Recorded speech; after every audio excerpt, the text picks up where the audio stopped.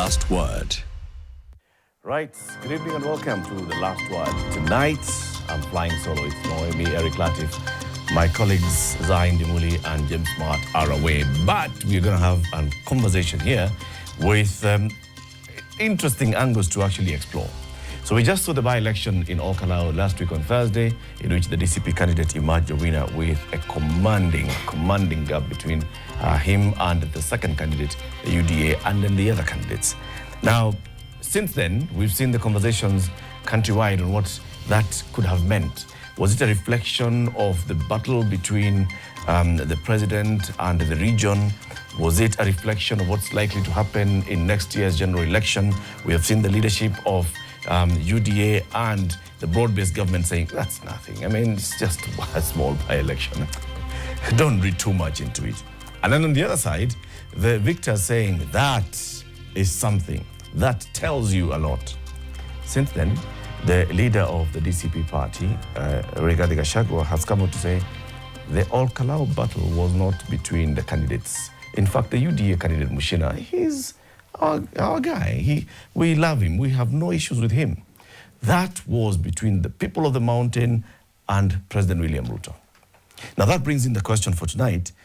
Was the Ol Kalou election about local people of Ol Kalou electing their representative to the National Assembly, or was it interfered with by national politics? Did the Ol Kalou vote reflect choice of candidates by the Ol Kalou residents and voters, or was it a reflection of national politics and sending a national statement? And if that was the case, is that the right thing? That's what we're having our conversation on tonight. Welcome to The Last Word. In our panel, we have Dr. Peter Mbai, who's the Secretary for Planning and Economic Affairs for the DCP party, the Director of Communications at UDA party, Nathaniel Mungare, Youth Advocate Kenyo Njuguna. We've got voters, advocates of youth and matters of governance in the room, and all of them here will have a chance to air their view tonight. Let's begin with that first one. You have a board. Let's answer this question. In your opinion, was the Ol Kalou vote reflecting the choice of the Ol Kalou voters on their candidates, or was it reflecting the voice of the Ol Kalou voters on their national preference of politics? Yes, for green. If it was about the candidates, green. If it was about national politics, red. Candidate green, national red. Candidate green, national red. It was all national, eh? Okay. We have a voter from Ol Kalou who participated in this one, and he says, actually, it was all very local politics. Please give him the mic. Tell us your name, and whether you actually voted this time in Ol Kalou, and how the people of Ol Kalou are viewing that election. Thank you for having me. My name is Huit Kishuru, a voter from Nyandarua County, to be specific, Ol Kalou, an aspirant for the next election, Senator, Nyandarua County.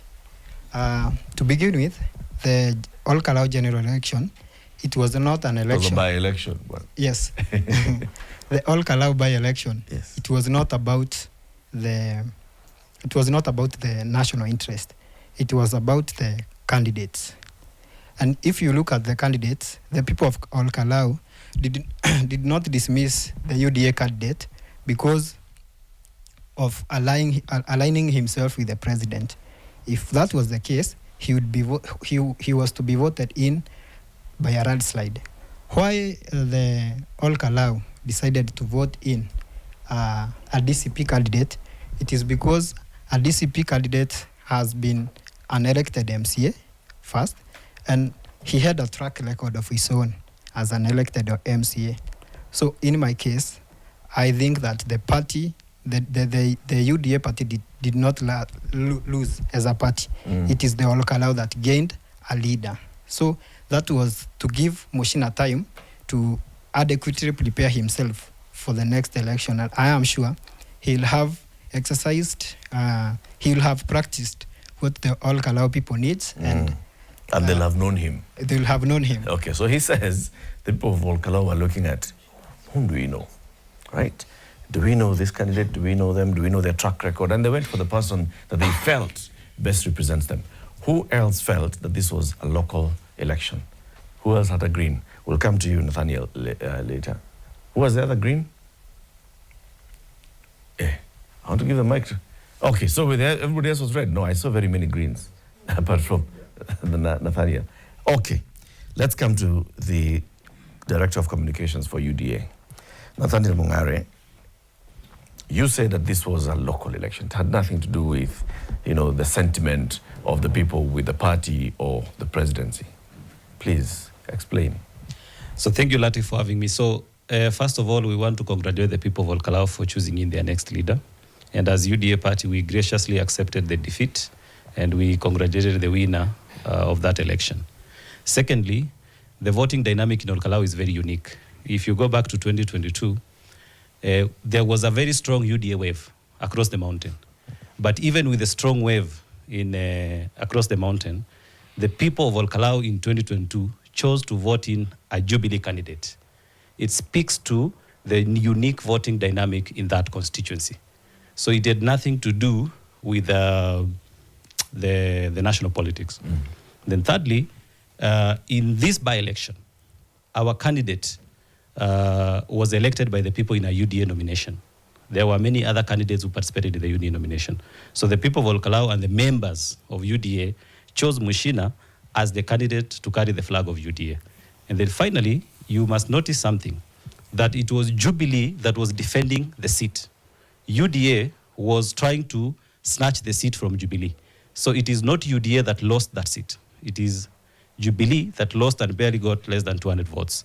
And also as a party, we got an opportunity to complete and explain to the people of Ol Kalou in Nyandarua County that the ongoing national transformation projects in Ol Kalou, we as a party, because we have the burden of leadership, we have to complete them. And there are so many that we were able to do, including now what is called the Ondoa Moshi Mashinani, the 20,000 gas cookers that were being given by the National Oil Corporation. Because wamama Ol Kalou, now they can comfortably, wanaweza pikia wazee chai asubuhi, wanaweza wakachemshia wazee maji asubuhi, na waweze kutumia makaa na kuni, wabaki kuendelea kwa light skin.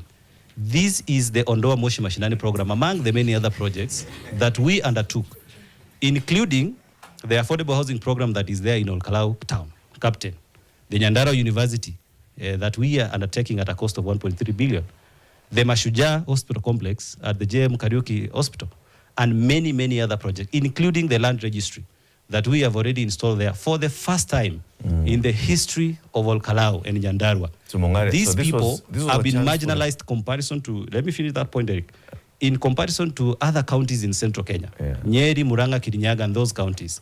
Nyandarua in particular has been marginalized historically without being given an equal chance of development. So that's why as a party that formed government, we have that burden. And finally, one of the projects that the people asked us is this Nyaituga, Ngorika, Kanyiriti Road, which is about 37 kilometers, costing 3 billion. And that road is cutting two wards. And we said, since we are the party in power, we have to serve the people by giving them that road. So our candidate and our clarion call was a vote for Samuel Mushina was a vote for development. Okay. And that was the race. So it was a chance for the party and the government to launch projects. There were ongoing national government projects because we did not know that David Kiharau will die. So these projects were already ongoing. And we said this is an opportunity to actually assert our development track record.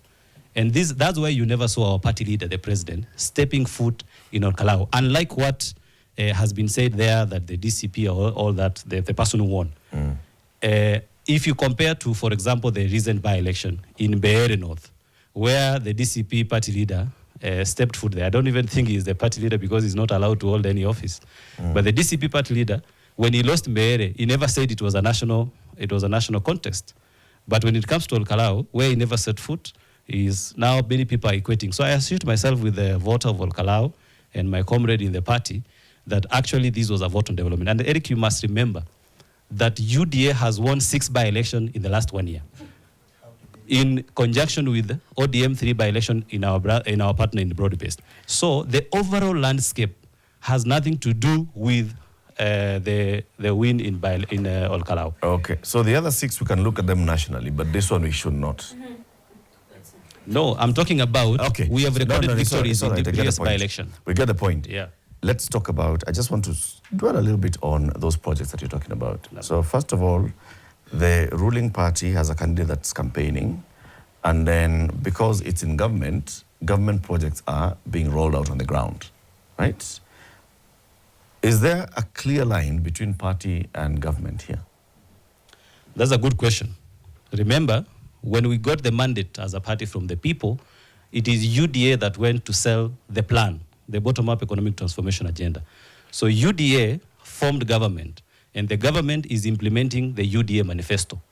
So it's like Siamese twins. You cannot divorce the party and the government, because we are the one who has formed government.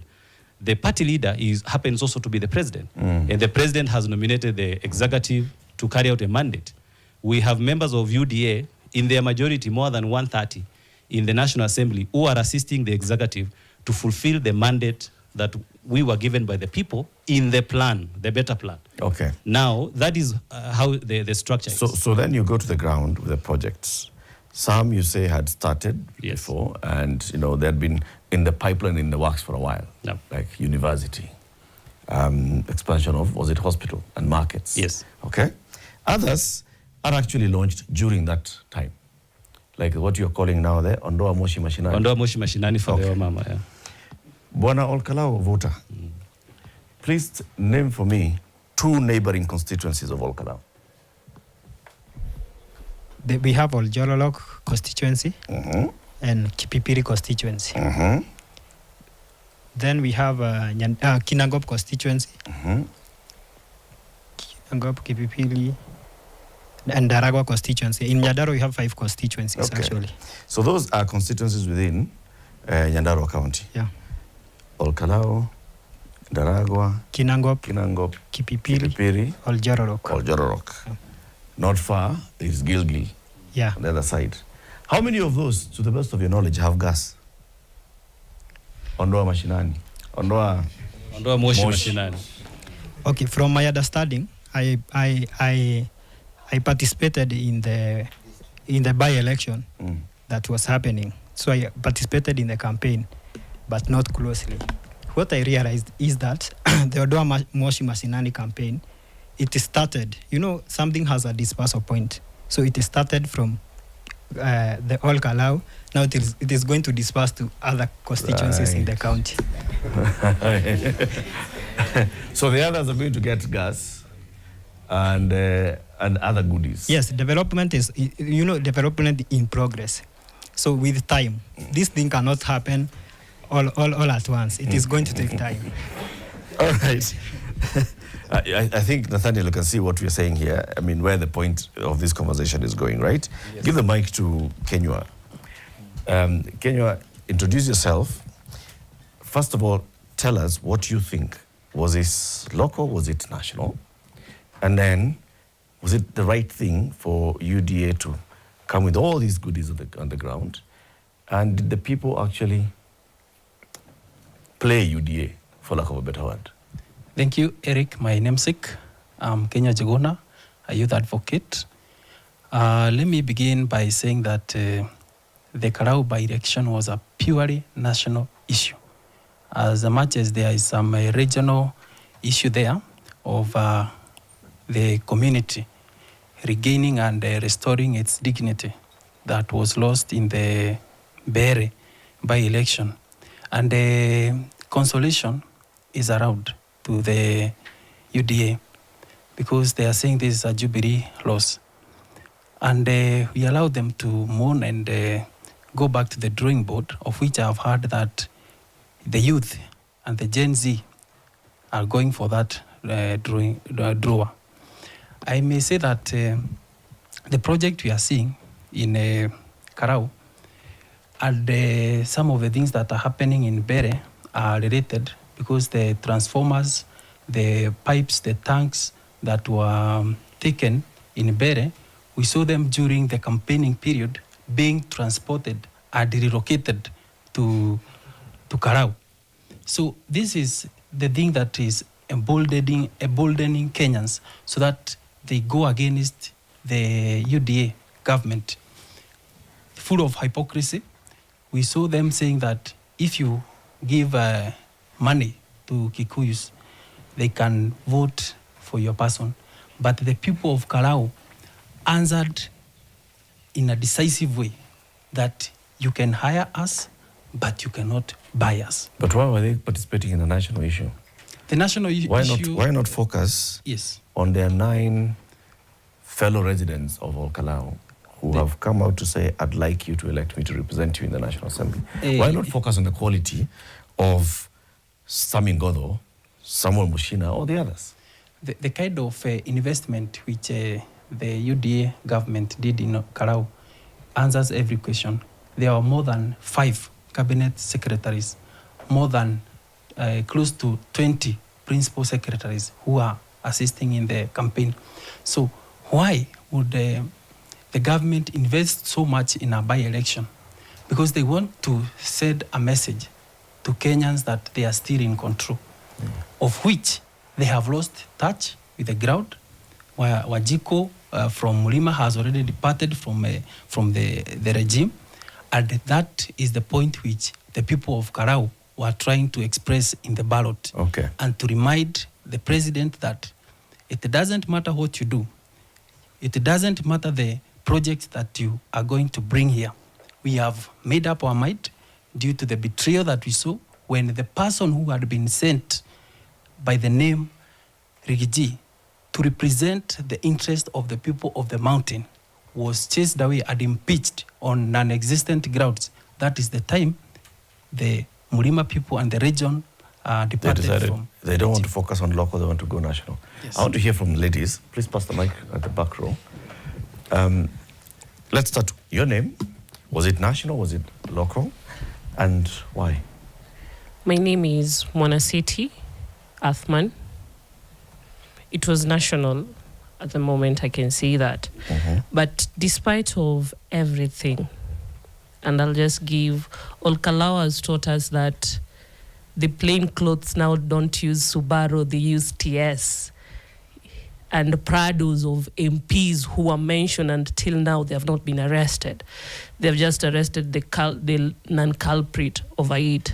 And then I'll just say to the young boy that has said, UDA participant, I think so, Murkomen, Oscar Sudi is not an Ol Kalou person, but he stayed there more than 1 month, even sitting down, carrying a baby with a bib of UDA.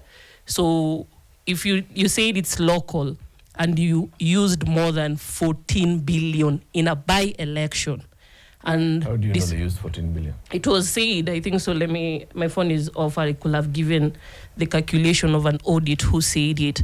And if you can use that much for a by-election and you lose it, one thing, I think so, fear is gone to us. People are not afraid of the police. The citizen of Ol Kalou showed us that you can search a policeman who harass you. So it has taught us some things which we are gaining more momentum for the general elections, that despite of all the things that you will do, the cash that you'll use under the ground, you might, it's not like you might, you will lose the elections. So take caution about it. And it's all about, I won't support Rigiji or William Samoei Ruto because they once worked together as a DP and the presidential candidate. So they have an ideology of their ground despite of everything. But go tell the government that people are tired of the money they're using, and a lot of lies on the ground will not change whatever we have decided. All right. Your name, please. My name is Sophie Magurenji here. According to me, the UDA candidate deserves to give back a refund to the party because he was a total fraud. I've heard the guy from Ol Kalou say that Mushina was not known. Mushina was the constituency manager to Kiaraho for all his 3 terms. There was no person who was more known in Ol Kalou more than Mushina. Another thing is the realization for me that the people of Mount Kenya are still so far away from being saved. Because the same mistake that we did in 2022 of being emotional and electing someone just because they're from a certain political party is the same thing that we are cultivating now, and we are going to take towards 2027. Why am I saying this? For UDA to get the wave that it got in Mount Kenya and all over the country before the 2022 election, it was a function of leaders within the government who left the government to tanga and say that they have been betrayed and hurt, and that is why we ended up voting suit top to bottom for UDA, and that is how the Mount Kenya region ended up being the region that voted, that gave William Ruto and the Kenya Kwanza government the most votes. So what are we doing now? The same thing. The same people who are elected in UDA have defected, formed another political party, saying they're the ones who have been betrayed, coming to us as our saviors, and as Mount Kenya region, we're still coming out to come to them as our saviors, instead of coming to look at the person for who they are and not the political party that they're coming with. And lastly, it's to ask the UDA Director of Communications, like, have you been to Ol Kalou? Have you seen the vast land that people own? Why really do the people of Ol Kalou need affordable houses? Like, make it make sense. You could use that money to build the roads for their milk to get to the market easily, and not build them affordable houses. Like, those houses will never even get people. Okay. Let's hear from DCP, the Secretary for Economic Planning and Affairs, Dr. Peter Mbai. Was it local or was it national? The people of Ol Kalou had an opportunity to elect their own member of parliament. Every mid-term of any government, any election that happens in mid-term, is a reflection of the national. Since when there was UDA nominations during Jubilee and all that, always in every government, anything that happens mid-term is actually a referendum on the performance of government. So there was an opportunity this time, happening exactly 1 year to the general election, for the people, of course, and you could see that during the nominations, you could see that they followed it up during the by-election. So it was a very good, the people are very sure, because you can see the track record of Sami, right? He was there, he vied, he was number 2. So these are person they say, wow, this is a guy, we are waiting for. But I must say, this was a protest, this was a contest between the President William Ruto and the Honorable Rigathi Gachagua on who is a supreme, on who calls the shots in the mountain. That's a reality. And I want to remind you, Eric, this thing was sorted during the burial of the late Kiaraho. You could see the spirituality of this thing at the political, shockwaves. That is exactly what translated. The Ol Kalou by-election got sorted 70% during the death, during that burial service. That's when you saw the resistance and all what was going to happen. Just to remind you, Ol Kalou is where people fought the colonialists barehanded, without any weapon. And those guys had machine guns and all that. Number 2, 1995, they sent a message. It's only that the people who are advising the state don't know how to do history, that they don't like bribery. It happened. Ol Kalou was in Kipipiri that time.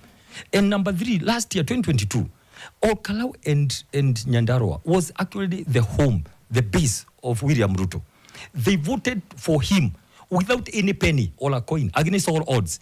But now he gets to presidency, he gets all the money he can ever get on earth. We used to call it primitive accumulation of wealth.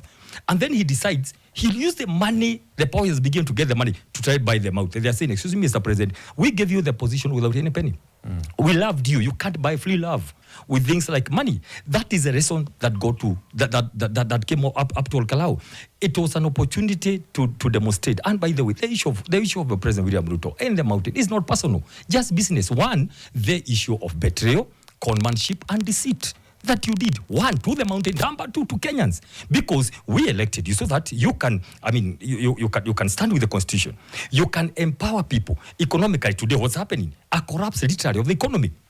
We have the issue of the capture of parliament, the issue of literally breaking down. If the president was to be asked, he would capture parliament, capture judiciary, capture everyone else, kill the constitution, and extend his term for 20 years. If he was to be asked, that is not what some of us who elected had in mind. We wanted to empower the people, but there's a person here who wanted to become an imperial presidency. That is a vote that Ol Kalou did. Remember, these are the people who are being deducted SHA with no service. These are the people who are being deducted housing levy. Yes, they have their own houses. These are the people who are doing petrol at 200 something, which can come down by 40%. Where is the money going? It was a protest vote for what is going to happen next year for us in Thank. And I must say this year, the kind of motives these people had. They tried many things. Assisted voting, we refused. They should bring people from outside, we refused. They should bribery, people refused. And finally, the issue of trying to get into the 50 Prados had one mission. I'll tell you today. Goons, police, in civilian had one mission. They had ballot boxes in those vehicles. They had targeted 10 polling stations where they wanted to come cause chaos and get in and do the ballot stuffing. The people refused. And because these people, they are descendants of Mau Mau. Eric, what is the reason? We are saying this, please, Mr. President. Money is good, power is good, but it cannot get you as a second term if that is the route. Today you can go launch another thing on top of another. Instead of saying what you have done 5 years, you want to launch another thing to confuse us. Oh, let's now go to Singapore. Excuse me. Before you go to Singapore, account for the 20 trillion shillings on budget and loans that you have gotten for the last 4 years. Before you begin tell us, so that you can cross the 5 years, then you open another chapter. And I must say this today, Eric, we are studying here. No one here seated on this is better than Alberto Yuang. Today, we mourn. Let's go to post to remember how he was murdered inside a police station by a person who is commander-in-chief who vowed to protect the constitution, who vowed never to militarize police. He was murdered. But I want to say this. We are not sure that the person on the dock is the final guy. There's a guy who gave orders. One day, God will it, in this country, not very many months to come, the real person who caused the murder, who directed it, will be known. I want to say, but to finish by saying this, we had this issue, big issue about goonism. Remember, Eric, this time, we are not seeing goons in those guys, with the crabs and stones. These are now sophisticated, Haiti style, Khartoum, Sudan style, where it's a police officer given civilian crews with sophisticated weapon shooting in the air. And then we have the president, the commander-in-chief, the man we voted for, posing surprised and calling for an aid to goonism. You are the manufacturer of goons. You are the people who actually planned Sierra as a unit to go and mess up people in Ol Kalou. Simply, kindly, Mr. President, just call off, dismantle the Sierra group. Despite of that, don't come and pose surprise like we are. I don't think that is being sensitive. That is what we call political dishonesty. We need political hygiene. Kindly don't come, and we are calling about the kindly next time. Tomorrow, just go. Order the disbandal of Sierra and the groups that in Ol Kalou, because it's a special unit under you. Mokomen and IG have nothing much to say about it. The buck stops with the president. Thank you. We're taking a break, but just before we go to the break, I've heard you say everything, but it's the same thing that DCP and DP and the other parties told us on Mbeere North. That the people of Mbeere North are going to send a message. The DP candidate lost in Mbeere North. I must own up one thing, Eric, seated here. I must own up I was there. I must thank Mbeere North people. They did their best. They did their best to cast the votes. Let nobody think that Mbeere North didn't vote for a candidate of DP. What happened, the kind of thuggery, the thievery, the kind of whatever happened, is that those are the lessons we took for Ol Kalou. The kind of things they did, assisted voting, the issue of, and finally, running away with the whole ballot at night. We made sure, I was in the command center in Ol Kalou, we made sure we announced the results during the time. By 5 that we were very keen. We had a team of 40 calling every agent, please bring the results, because I knew their plan last was to wait for darkness, get to all the polling stations, try to do a roko thing in Mbeere. So I must admit we lost, and we have been having that pain politically. If you want to cure a political problem, cure it politically. God give us an opportunity. I want to thank God for Kalou, because we took the results. It was no longer possible to bring people from outside. I must admit, people from all over voted in Mbeere. Again, coalition with IBC. I want to thank the local IBC and urge the national IBC kindly.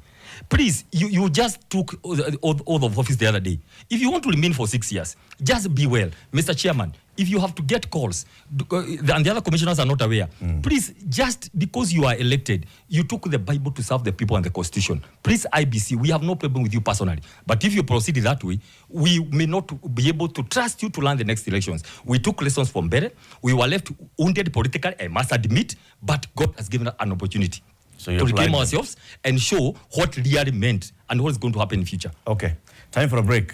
Dr. Peter Mbai is the Secretary for Economic Planning and Economic Affairs for the DCP party. We also have the Director of Communications for UDA, Nathaniel Mongare. We have youth leaders, voter advocates, civic campaigners in the room.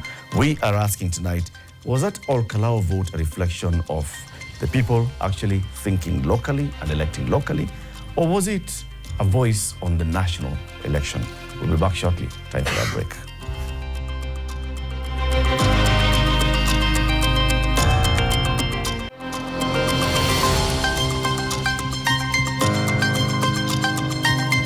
Welcome back. Lessons from Ol Kalou. Was it a local election? Was it a national? And many in the room tonight are saying, no. That was actually the people of Ol Kalou speaking nationally. And the reflection of voting the DCP candidate by such a huge margin, over 30,000 votes between the winner and the second candidate, was actually a reflection of what the people feel about the national politics.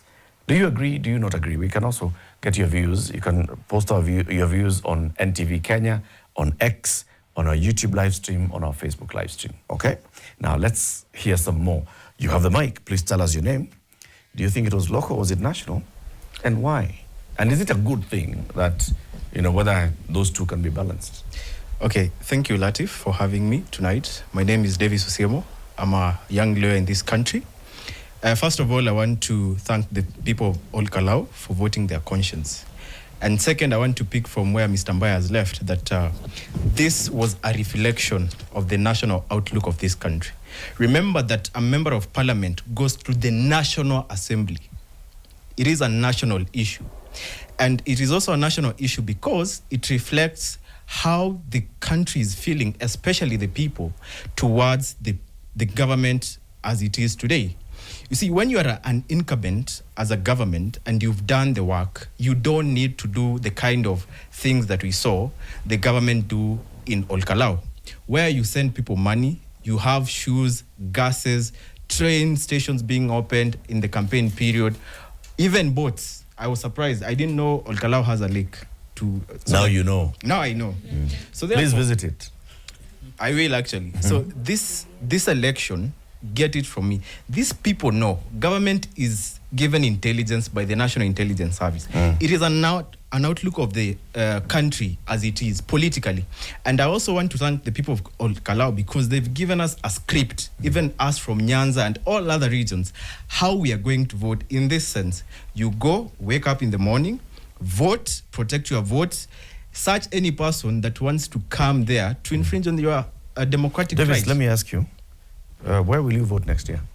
I will vote from Kisii County. Okay. Yes. In Kisii, when you're electing your MCA, MP, governor, will you be thinking nationally or will you be thinking local?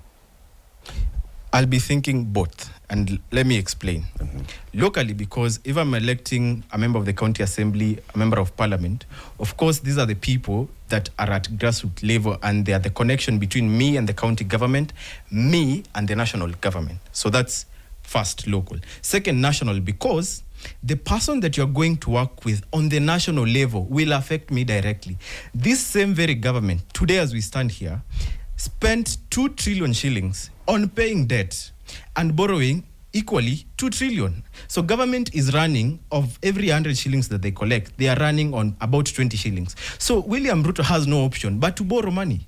But he campaigned on the basis we are not going to borrow money, we are not going to kill people. So us is to urge these politicians as a whole that we have only one country and that is Kenya. Okay. And therefore, don't incite us to ban this country. If you are elected out of office, accept honorably. If you are voted into office, also accept honorably. Serve the people and act honorably. Thank you, Davis. You have the mic, and I want, as we are actually having this conversation, think about it. If it's local determined by national, we have seen it before. See that six-piece story? Elect people six-piece. Because you start from saying, I support this person to be the president and their party, so I will elect people from that party. What has six-piece done to this country? Think about that. In the next election, it's going to be it's going to look like broad-based and united alternative government, united opposition, and maybe a third horse, right? So will the people be voting?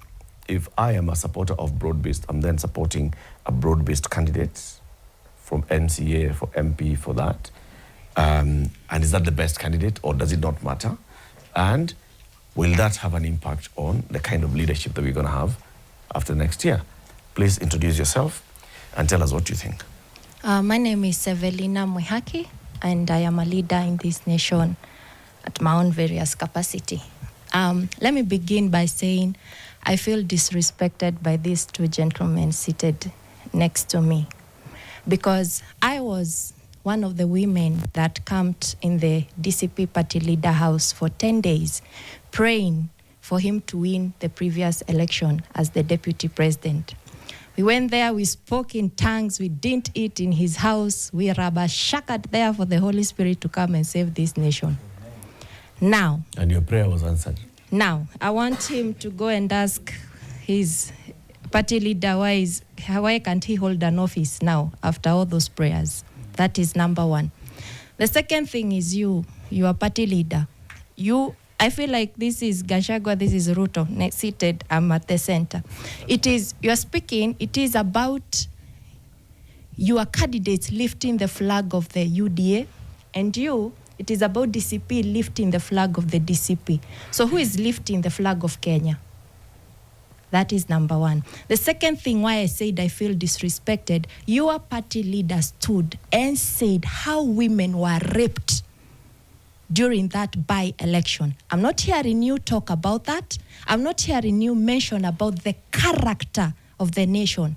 It's not about winning, it's not about losing, it's not about 2027. It is about the character of the nation. We as the nation, we thrive in killing, in shedding blood. Every meeting where there is citizen, government, police officer, you must hear guns. So it means as a nation, we are not responsible. Another thing, you are saying that it is ondoa moshi mashinani. Unondoa moshi ya nini na tunarepiwa huko usiku? Give us security, tutadil na moshi. You don't need a gas. You understand? Another thing, I heard Senator Methu saying, they are even coming out, pointing. It's the president that is responsible of goons. It is more common. You're even giving us names. For me, president is just like a spirit. Says him fikia, says him salimia. I speak of Ruto, I see on TV. So today I was in court. I was arrested for the protest because of wearing a flag top for the flag. Today was the 3rd month of going for mention. I went for that court. I wasn't given a charge sheet, wrong name. Then today something stood for me. I am in court. A prosecutor stand and ask me, is that your handbag? I asked the prosecutor, why are you asking? She answered me, this is Kibera. Take care of your handbag. I'm wondering, if my handbag can be stolen in a court, what about my vote? Okay, Sevelina. Point made. Drop mic. Please pass the mic behind you. Yes, please tell us your name and what you think. Was it local, was it national? And what's good for Kenya? Okay, my name is Joyce Olik, aspiring women rep for Nairobi County. I would honestly say that this was national, and I loved the fact that it was not about money. We're getting to politics where it's not about money. Many of the times, women, youth are being bought politically so that they vote for the wrong leaders, and that is where we are going wrong. We should get away from that. We should get the best leaders based on their track records, based on their integrity, based on their accessibility. So that's basically what I can say. Okay, it's representing the national the national agenda. Okay. Yeah, thank you. Asante. Thank you. I'm Monsongo Momanyi, a youth leader in the nation. Now, when you talk about the Ol Kalou by-election, we must be very informed over here. Now that the government took its machinery to the place, and also we had DCP contesting, we had other parties. We had this was a two-horse race, DCP and the government. So having the communications director from UDA telling us this is a unique voter dynamic, with Gishuru telling us they were not adequately prepared. Now, let me ask, in a unique voter dynamic is the place where you think gases, mattresses, boats, electricity poles will drive, right? Because it is a unique voter dynamic. Now we have to ensure, beyond reasonable doubt, that these people will give it to us. That is what we saw as a nation. But evidently, we've come to a point whereby things are not determined as to your financial power. Because now I heard from the former deputy president, kula pesa lakini kura yako, ujue mali inaenda, right? I'm not the man who will stand for him in terms of peril, but at this particular time, I think that's an advice I will pick. Now, we talk of the government, especially headed towards 2027. Ol Kalou is done. There are two types of violence, structural and direct violence. If we look back at all these elections that we've been having, we've had the cases of hooded sagas. We have people coming around, and let me ask, it's good that Mzee mentioned it earlier. If the government had the intelligence to find Albert wherever he was in Nyanza, how come this very government cannot find these hooligans, these goons who are causing insecurity within the city? The government has intelligence services. Okay. Why don't we see these people prosecuted? If the government can see both the attitude, the behavior, contradiction, that is the conflict triangle. They are very cognizant to this. Why can they act according to that? Why should we go down the path of violence? So Ol Kalou served a national outlook because this was a two-horse race. We saw who won, we saw who is losing ground, and we saw we can't be bought. Okay. Let's hear from you. Your name, please. I go by the name Moses. I'm a youth advocate. I'll speak in a language that my fellow youths wanaelewa. When you speak about Ol Kalou vote election, basically hawa ni watu wawili wabigi walikuwa wanapigana. That is Ruto and Gachagua. So Ol Kalou did not portray what is going to happen in 2027. I'm very sad that conversation sahi imekuwa narrowed to Gachagua and Ruto. No one is speaking about the things that Gen Z zilitupeleka kwa streets on 2023, 2024, and then 2025. It is not Gachagua that took us to the street. It is not Ruto that took us to the street. We had agendas that made us to go to the streets. The director of communication of UDA is here. Amesema that, I don't know, kwenye ameita hiyo mambo ya moshi ya Nyandarua. I wonder, moshi, that's very funny by the way. People in universities are lacking capitation. Kazi ya UDA ni kupeana gas kuondoa moshi Ol Kalou. And I don't think Ol Kalou is a marginalized place. Nimesikia akisema hivyo. If you give Ol Kalou gases because they are marginalized, can you make that a national project?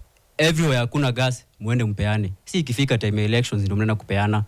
Mattresses, that's so Moses, fun. Yes. If I was just to bring you back, you said this was Ruto versus Rigiji, and you're sad because then the Gen Z issue is away. How do you bring the Gen Z conversation back onto the table? What you're doing as Gen Zs, we are taking the voters' card.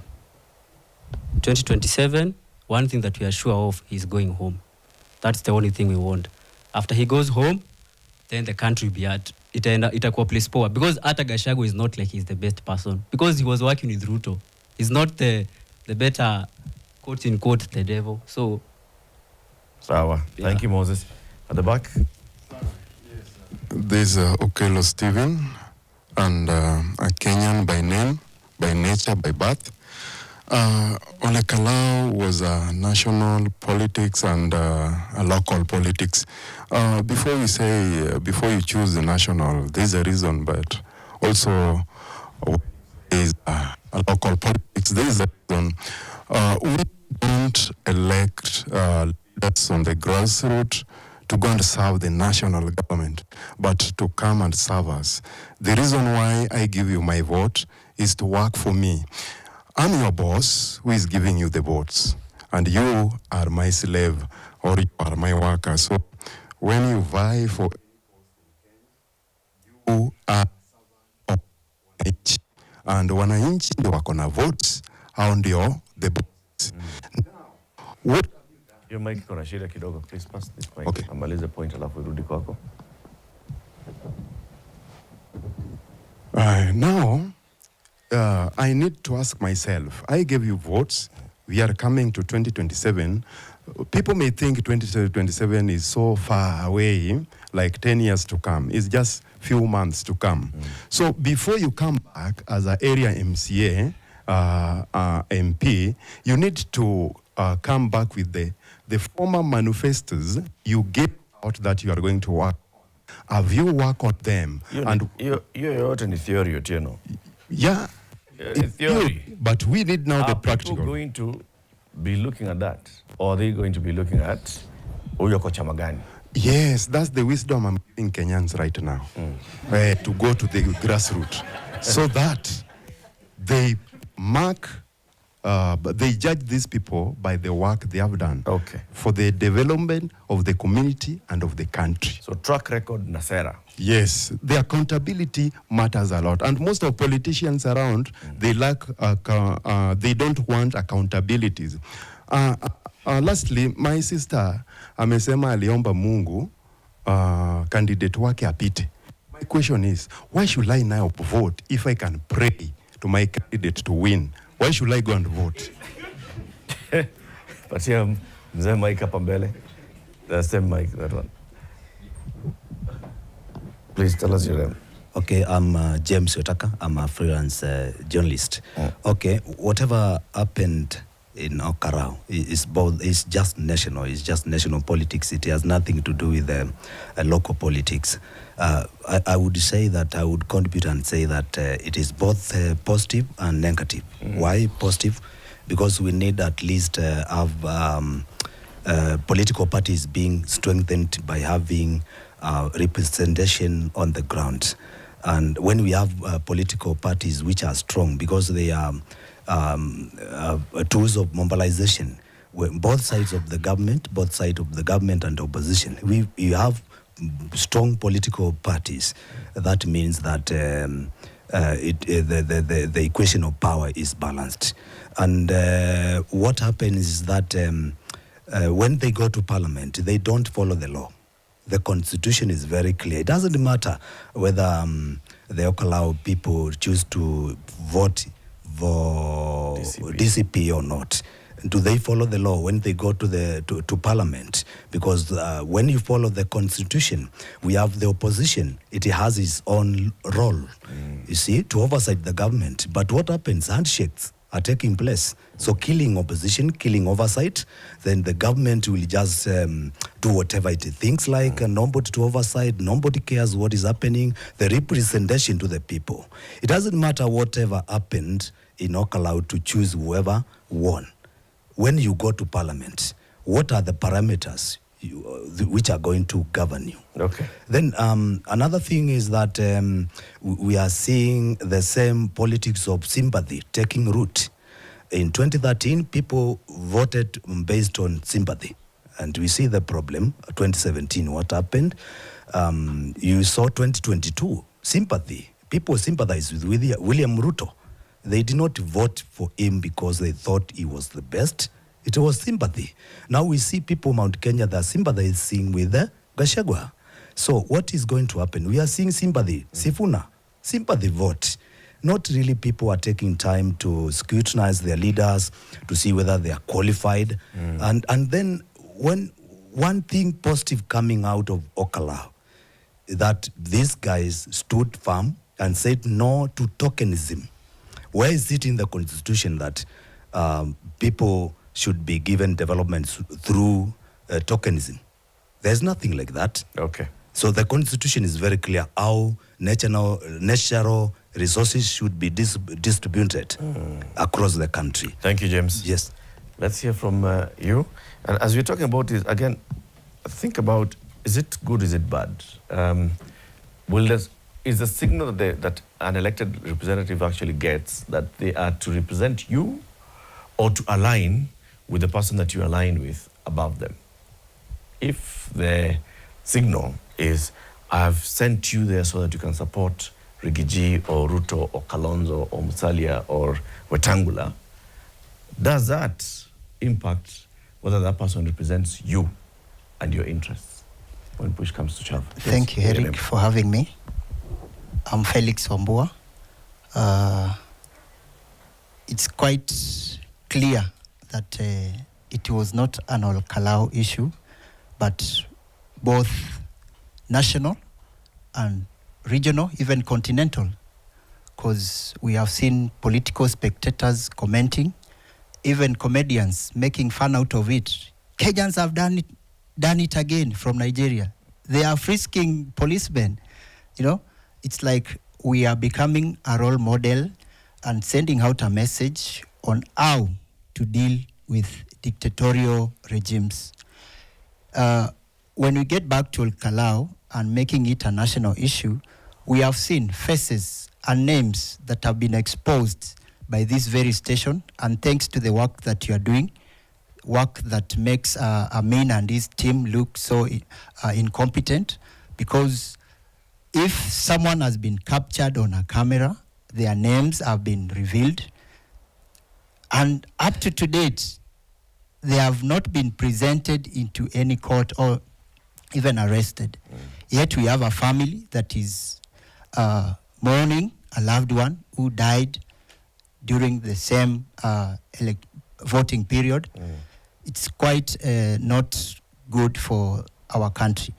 Finally, yes, I want to tell our leaders that we are seeing what is happening as young people, and we know maybe in Ol Kalou, if it had gone to dark, if it was night, maybe bad things would have happened. We are ready for it, and we are not going to just follow blindly.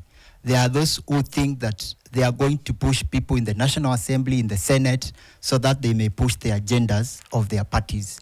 But we are looking forward to the people who have national interest at their heart. I want to end by sending a caution to the National Assembly today. They have a draft which is meant to amend Article 37,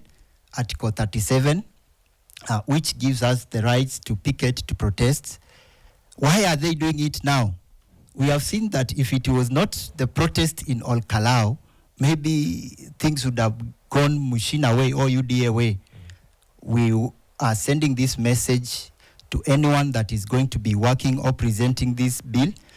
For if Raila left a constitution with an Article 37 that gives us freedoms without limits, why should they go and amend it now that we are going for a vote that is going to determine the future of this country that we envision to live in an economy without Ruto, in a country that we do not have more cases of Albert Ojwang, in a country where education will be accessed without Ruto. Those are the things that we want to push. Asante. Thank you. Thank you, Felix. Pass the mic, please, behind. We have just a couple of minutes to wind up. So, Ataka, is that the mic that was not working earlier? Use that one, okay. Please tell us your name. My name is Andrew Kandie. I'm from Baringo County. Yeah. Lessons from Ol Kalou. Actually, I was to ask the Director of Communications for UDA. Like, we had a by-election last year, but the same grace that was in Ol Kalou should have been there also last year for us, the people of Baringo. We get gas, we get everything. But hatukupewa. Hatukupewa. Baringo. No, next time. Next time. But he has had. But my lesson, actually, like, let me talk like a young person. what does the Ol Kalou by-election portends for a young voter like myself for the next general election? I think I can say I am not very happy because there were some tales of goonism, hooliganism, which are not very good for our democracy. So that is why we are asking the government through the CS for Interior to be very cautious. Like when issuing statements that they sound like you are targeting one side and you are the Minister for Interior, you should deal with goonism on both sides for the betterment of the next general election. Because after the general election, Kenya remains we're all Kenyans, and we need Kenya after the elections. So that is my take. Asante, Andrew. You have the mic at the back. Pass that mic, please, to the people at the back. Please go ahead. Well, thank you, the last word, for having me here today. My name is Ochola Alphonse. I am an aspiring actuary by profession. Now, the question to whether that by-election was national or local, I think there is no amount of literature that is going to make me believe that that election was national, was local. Reason being, immediately Sami was declared the winner, you saw the constituents, the residents of that particular constituency shouting one term. So that in its entirety tells you that these people had to shelve their personal interest to support the interest of the party they are affiliated to. Now, what does that mean? If we continue with that particular trajectory, at what point will we as a people discuss issues when it comes to politics? First of all, let me ask anyone here, who in this house took time to interrogate the agenda of the aspirant who won? If you know even one agenda of that particular of Sami, what is that single agenda that you can say made the people of Ol Kalou to go and vote for him? All I heard was one term. All I heard was I didn't hear any kind of any progressive ideology that made those people. You didn't attend his meeting? Yes, I did not attend his meeting, but okay. I did not attend his meeting. Yeah. But that is why I'm bringing the issue of immediately he was declared the winner. People said one term. People started shouting one term. Even him himself, when he was called to a national television show, he did not articulate his ideologies. Yeah. So what is that doing to us? It is actually detrimental to the dispensation of democratic rights of those particular citizens in that particular region. So you brought up the issue of voting 6Ps. I come from a region where people predominantly voted for 6Ps. I can assure you, without fear or favor, that little was done in those particular regions. So I want us to have a level of sobriety when it comes to electing leaders as young people. We need to have a stand, and we need to focus on the agenda of these particular people. For example, if someone today is shouting, is claiming that Ruto has not sorted the issue of extrajudicial killings, or he has not championed for the implementation of the constitution, the same Ruto said those particular words when he was campaigning in 2022. So what makes you believe that the people who are now against him today will implement those particular ideas where some of them were in the same camp when they were championing against the kind of atrocities that are happening today? Thank you so much. Asante. Thank you, Chola. We'll come to you, Nathaniel, as we conclude, but let's hear first from the people at the back. Thank you for giving me this chance. My name is Patrick. And for the question that you've just asked, whether it is local or national, I think based on my opinion, this stuff, it was initially local because we were supposed to vote for at the constituency level, but the national leaders and the national political parties made it a national thing. Though it was local, but they made it a national thing based on the national political parties and the national leaders. And then when you look at it very keenly, this thing was supposed to base our argument and our manifestos based on the constituencies' agendas. But the national political leaders made it appear like it was like maybe a rehearsal for the general election of 2027.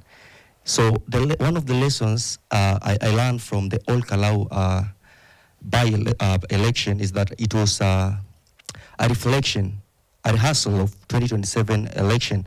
You know, instead of the leaders championing for the manifesto that are seen, the implementable manifestos like free education, they were, you know, giving gas and stuff. You know, it is kind of satirical. And so, from another lesson that I get from the Ol Kalou by-election, it's that the national political leaders, people who are voting based on the national political leaders and the national political parties. You know, like a national political leader, for example, we were championing for DCP and UDA. So, hawa watu walikuwa they were more focusing more on the future than the present. They were looking at the future elections and they've forgotten that there are manifestos that walisema kwa mwananchi and they need to implement them at the current time. Unaona? So that is my opinion based on the lessons in the Ol Kalou by-elections. Thank you, Patrick. Thank you. Let's hear from you. Thank you. My name is Theophilus Samadi. So I'll just begin by saying that this whole thing was purely national. And whether the DCP candidate just happened to have been the candidate that was liked by the people of Ol Kalou, and then he just happened to be a member to be a member of DCP, I'm not really sure about that. But this was the exact moment for Kenyans to tell Ruto that we're tired of you and we are going to vote you out in 2027. And I think you've read the room and you can see when these guys from DCP are talking, everybody's just laughing because they're comedians and looks like they've inherited this from their party leader, and they just talk things which are not real. And we've also seen this evening, we witnessed, all of us in the room, when their party leader was saying now university education is going to be free. And September is just around the corner. And we'll still come to this room and we'll tell them that it's not free. And they'll still look at us. The word is funded. Yeah, funded. Funded. Yeah. and they'll still look at us and they'll still drive some propaganda and make us feel like it's funded. So I just want to ask you guys, let's be sober. Let's be sober, and I think this is a direct message to you that Kenyans are sending to you, that you want Ruto to go home. That's all you want. On matters electing leaders, I think right now as a country, we are coming to a point where we elect leaders that we know are going to work for us. But then there's just one challenge we have as a country currently, because there's some sensitive positions, for example, the president and the governors.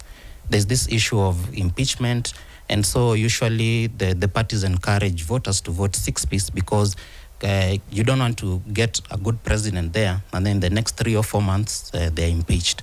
And so it's a challenge, but we see we're heading in the right direction because we have now begun seeing independent candidates being elected, and it tells us that we're getting to the right direction.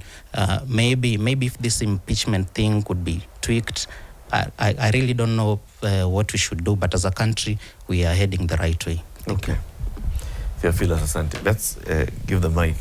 Nani kuna mic pale nyuma? Right. So you can pass on the mic here to Kenywa at the front. Thank you. Kenywa, as you spoke earlier, you spoke very strongly that this was a message by the mountain. I don't know why you pick an entire mountain and you put it in Ol Kalou to about 40,000 voters, but others have said the same thing. It's sort of like a feeling in the room that this was sending a message to the government. Is there a chance, Kenya, that we are all, or you're all fish in the same bowl? That you all are thinking the same way, but actually there's a bigger fish tank that thinks different? Not really, because the local issue was resolved at the nomination of the DCP. And it really didn't matter whoever took the ticket. So long as you did it with the DCP, you are guaranteed to take the win. Now, it is only in Kenya where a member of parliament must die so that the government can realize an area or a county or a constituency is marginalized. In fact, it has come to something which many constituents are willing that their members of parliament can die or something happens to them so that there is a by-election. Because all of a sudden, the government has become clever. It has realized there are people there do not have shoes. There is no electricity. There are no gas cookers. And all this, we aimed at trying to kind of corrupt Wanjiku so that Wanjiku can vote in their direction. So I would like to say we are in a new dispensation. The people of Kenya and the youth who have led us the way have woken up. No intimidation, no tokenism, as it has been correctly put, no voter bribery is going to change the resolve of the people of Kenya. We want good governance. Whether a member of parliament has died or not, whether you are in UDA or whether you are in DCP, as a member of parliament, we want to be assured as citizens that we are going to get the services that we deserve as the people of Kenya. Okay. Pass mic to Mr. Mungare, Director of Comms UDA. You've heard the room, and there are very many issues that have been raised. Yes. Respond to some of them, and then we come into the issue of saying, what lessons have you learned, have you picked? As a party? As a party, okay, from this by-election? Thank you so much. I think, Latif, I would like to request that you give me latitude of some extra time because I've written 15 questions from the members. I'm not going to respond to all of them. I will consolidate the most common because I have the right of reply to persuade the members to see from my point of view. Now, Mwana City says that we spent 14 billion in Ol Kalou. That is not correct. As a party, we didn't spend that kind of money. As a party called UDA, we get our funds from the political parties fund. We do not even get 14 billion. How much did you spend? The amount of money we spent could not be more than 40 million because as a political party, it's a correct position because I have to give you information from a point of knowledge. UDA spent 40 million. Approximately thereabout. All right. Because we will wait for the audited statements at the end of the year. That's UDA. Yes, I'm giving you from a point of knowledge. When you had an opportunity, I've taken notes and I've listened to all of you. So. It's okay. Now, hold on, guys. Let's just go in order. Now, UDA as a party spent 40 million shillings. Approximately there. Approximately in that campaign. How much did came from the government? So that's what I want to ask. If we were now to put a figure. Yeah. Gas. The shoes were from gas. So I'll get there. I'll answer Who that. did the mattress? Was it the party or the government? So I'm going to answer. Okay. So you need to give me the platform to be able to provide those answers. Now, our funding as a party was directed towards branding, which involved merchandise, the T-shirts, caps, and funding our campaign teams on the ground. Okay. The people we send to coordinate with the candidate in arranging for campaign meetings, and we did in the length and breadth of Ol Kalou constituency. So we were facilitating, Sophie, give me some latitude. Go ahead. Mwana. Now, coming to what Sophie Mwaura was saying, regarding that the people of Ol Kalou do not need an affordable housing program in Ol Kalou. No, you have not finished on the issue of the budget because you've got into it. Okay. So just tell us, so if the party spent 40 million shillings on its own logistics and branding and such, how much did the government spend on this by-election? So I will not speak. The gas program, yeah. How much was it? The shoes program, How much is it? The boats program, how much? If you were to put a figure into that as well, how much was it? So let me highlight to you, and I started earlier to say there were ongoing government projects, and one of it was this Ol Kalou, the Ol Kalou Affordable Housing Program, which is about 1.3 billion that is already ongoing. And phase 1 is already done with 180 houses, and phase 2, that is about 500 residential houses, is nearing completion. So that is an ongoing government project. I mentioned to you the Ngorika Kanyiriti Nyaituga Road, which is about 3 billion, covering 37 kilometers. So if you accumulate the ongoing government projects, including the land registry that we've already put there in Ol Kalou, and adding to the 36 electrification projects to add about 2,600 households into the national grid, cumulatively, the national government projects that were ongoing as at the time when the MP passed on are quite substantial. And that's why I said earlier that this is a unique constituency that has been marginalized compared to the rest of the counties in that area. So it was a coincidence that the late MP died, and it found that there were projects that we are undertaking as government in that region. Now, if I may speak to some of the projects that you've talked about, the famous boat, there is a lake called Olobosat Lake in Ol Kalou constituency. There is a program of the State Department of Blue Economy. They decided that the fishermen and women in that lake should be supported. And it happened to be a coincidence because there is no exact time of completing ongoing projects and launching new projects. The people of Ol Kalou deserve development at any time of the financial year. That is the correct position. Now, what Sophie is alluding to, that the people of Ol Kalou do not need an affordable housing program, that can never come from a voter of Ol Kalou, because Sophie does not vote in Ol Kalou. You asked her, and you asked the audience here, how many people vote in Ol Kalou? She is not one of them. And she does not vote in Ol Kalou. These, and neither myself, this affordable housing program in Ol Kalou is located in Captain. I don't know whether Sophie has gone to a place called Captain in Ol Kalou. Captain, yeah. Sophie, you give me some latitude to answer. Sophie, you're off mic, so just just say yes. Yeah. You know where Captain is? Yes. Go on. So there's a place called Captain, and it is within the town. In the next 20, 30 years, there is rapid urbanization. Any leader with a foresight must be able to foresee that at some point in time, people are moving towards towns. And we have to start planning very early. And that's why the many young people in this room are asking that the government must exercise foresight and vision for the present and the future.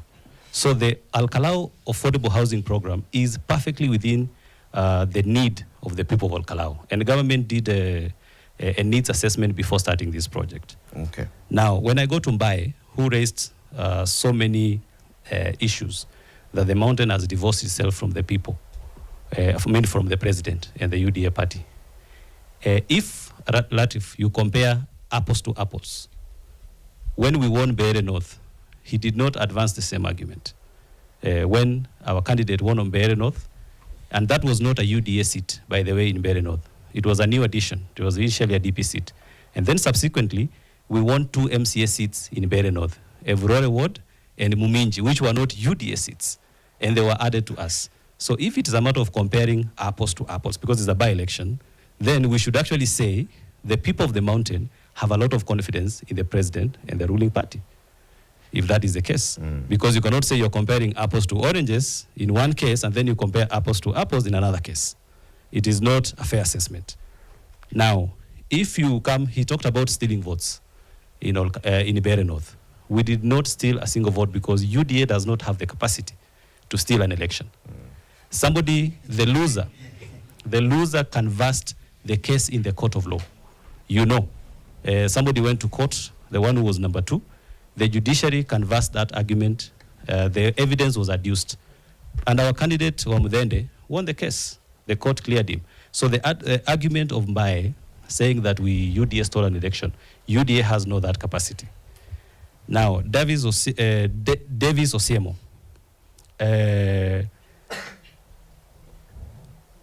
he says that he needs to elect good leaders. I really want to encourage him that if you need a platform where there is a party that advances issue-based politics, please come to UDA.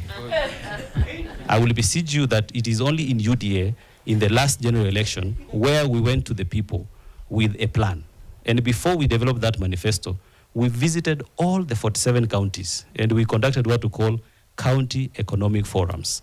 And these county economic forums, we brought together facets of different sectors of the society, Mama Mboga, Boda Boda, all the people in 47 counties, and we asked them, what do you want your government to do for you? All these programs that you have put in place in what we call the better plan, they were a manifestation from the people. No, let's have from the people. And that is the correct position. Latif, I'll tell you something. So you're saying UDA is the party of choice? The UDA is the party of choice from my point of view, and I will persuade him, if he wants to win any seat, let him come to UDA. Now, he also mentioned about the issue of public debt, that we've increased borrowing. When the president came to power, the public debt was at its high. And now, we were forced to make a decision between stopping borrowing, because when you find yourself in a hole, you stop digging, or we mobilize revenues domestically to finance national development, at the same time pay debt that was accumulated from the previous administrations. Because government is a continuous enterprise. When somebody borrows money, or this administration will borrow some funds to finance development, the next government has the duty to repay that loan. That's why we say the principle of government is a continuous enterprise, operates in this area. Now, what we have done to mitigate the issue of reducing reliance on borrowing is we've introduced two funds, the National Infrastructure Fund and the Sovereign Wealth Fund. These funds are taking the pressure from the exchequer and depending on tax revenues to finance national development without necessarily adding to the borrowing. This has been canvassed very well. That's going to be another whole conversation altogether. So I'm explaining because so you're not going to go through all that. So let me just summarize by saying, in conclusion, Eric, in the next coming election, if you were to ask me in terms of an assessment, we've had 10 parliamentary by-elections in the last 1 year. UDA has won 6, ODM won 3, and we are together in the broad-based, and DCP has won 1. If you were to do an overall assessment, that is an excellent performance. If we were to use that mark in terms of the by-election to measure the popularity of government during a midterm election, because these by-elections have been an equivalent of midterm, then in the coming election, the president is going to get more than 15 million votes cumulatively from our assessment. Okay. And we want to thank IEBC for conducting a free, fair, and transparent by-election in Ol Kalou. Yeah. We graciously accepted defeat, and that is the case. Let me ask you, as we finish, your candidate was picked through a nomination process. Correct. Hotly contested. Correct. How many people participated in that? Total people participated in the UDA nominations were 8,000. 8,000. In the end, how many votes did your candidate get? 5,000. How would you account for the 3,000 members? It was a hard lesson for us. When we faced this kind of defeat, we have to go back to the drawing board. And we did not fear to participate in electoral contest because of one defeat. It is a big lesson. We are going to check our mobilization strategy on the ground next time. And I can guarantee you that UDA in 2027 will field another candidate in Ol Kalou in the next by-election. And I want to remind the people in this room and the audience that is listening to us that Sami Ngodho was a UDA candidate in 2022 general election. He is the one we fielded against David Kiarao. So the way he has learned, the way we mentored him in 2022, and the platform we gave him sharpened his political skills. So we hope in the next electoral contest, we are going to advance a candidate who is going to square it out with other political parties in that election. And we've already, Latif. Politicians will always carry that. Nathaniel, it's okay. So, Latif. It's okay. Sami Ngodho was then elected. Now he's the member of parliament for the next seat. And you've said, what UDA is carrying out of this is lessons. Correct. You're going back to the drawing board. Your deputy party leader tweeted and said, going back to the drawing board. Drawing board. So we go with that. Now, our question for this evening was whether this Ol Kalou by-election was local? Was it a reflection of the national sentiment, or what the people feel about national politics? Many in the room are saying that they felt this was about national politics. Some who disagree on that. Even those who disagree, like the UDA Director of Communications, is in some way also saying that our by-elections are also reflecting national politics based on how many by-elections UDA has recently won, which he says a reflection of national politics. So there's a reflection of national politics in the people of Ol Kalou themselves. But does that show Ol Kalou, can we say that because Ol Kalou voted this way, then the whole country thinks the same? Kipipiri has been mentioned. Yes, in 1995, there was a by-election in Kipipiri constituency where Ol Kalou was hived off. And the then ruling party KANU spent a lot of money and resources campaigning in that by-election. The opposition candidate won that by-election. And people said, this is an indicator of what's coming in 2 years' time. 1995 into 1997. Out of 290 parliamentary seats in the 1997 election, KANU got 107. KANU had 50% of the vote, the parliamentary seats. So, if it's a reflection, then that's a reflection. If it's not, then that's a lesson. Just because something has happened in one area should not mean that this will necessarily extrapolate into the entire country.